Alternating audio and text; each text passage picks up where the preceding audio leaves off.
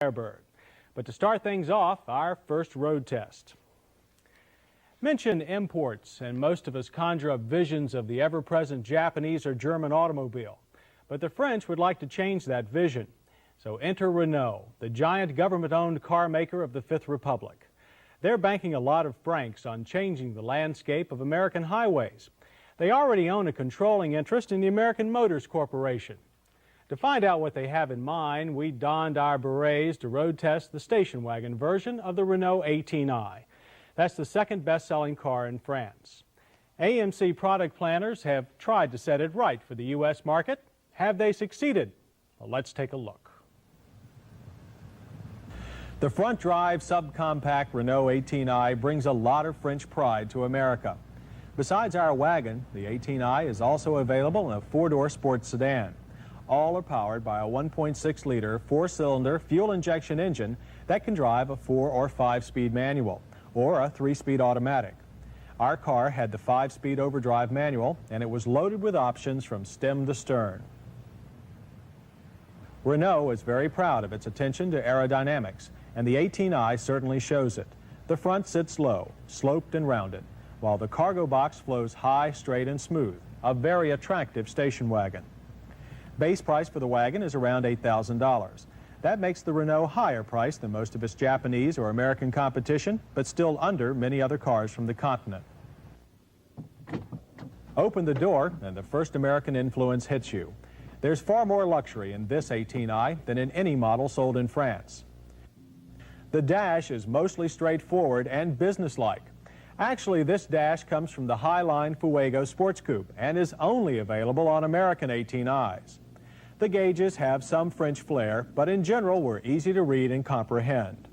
I did find it easy to confuse the two left-hand steering wheel stalks that control turn signals, speed control, and headlights. The next bit of American influence comes from the ride. The French do like soft-riding cars, but American 18i's are even softer, I think a bit too soft. Most bumps and tar strips were soaked up okay, but you paid for that smoothness with a great deal of body roll and only modestly hard driving. Steering, on the other hand, was precise with a very good power rack and pinion unit, and this made up for most of the body lean. It was easy to forget that this was a station wagon, and not one member of our test team found that they had to make any allowances for that fact. The team had a lot more to say, too. The first thing they found was the 2,650-pound car is slow. The 40 to 55 mile-per-hour passing test took 6.2 seconds. No one liked the manual shift linkage either. It seemed to make finding second gear a matter of luck.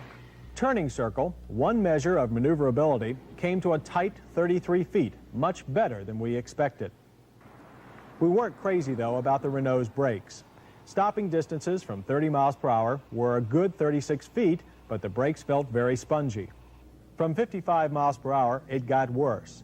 The 142 feet that it took to halt the 18i was full of hard pedal pressure and lots of fade.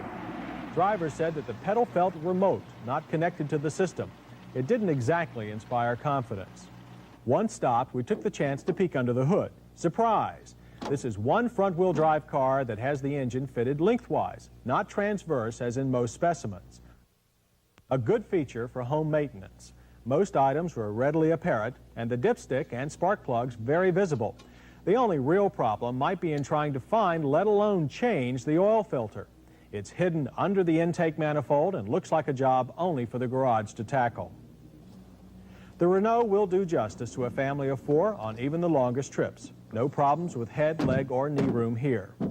And if there's only 2 of you, the rear seat will fold almost completely flat for an ocean of cargo room. This flip-forward seat design is clever and worked well. The temporary spare tire is located next to the right fender and is easy to remove without taking out all of your luggage. The jack, on the other hand, was tricky to use. It took a long 26.5 minutes to change a flat. Back on the track for our final handling evaluation. As expected, the 18i rolled into the tight corners. However, the team was much kinder than I and had generally high praise for its tight and secure feeling despite appearances.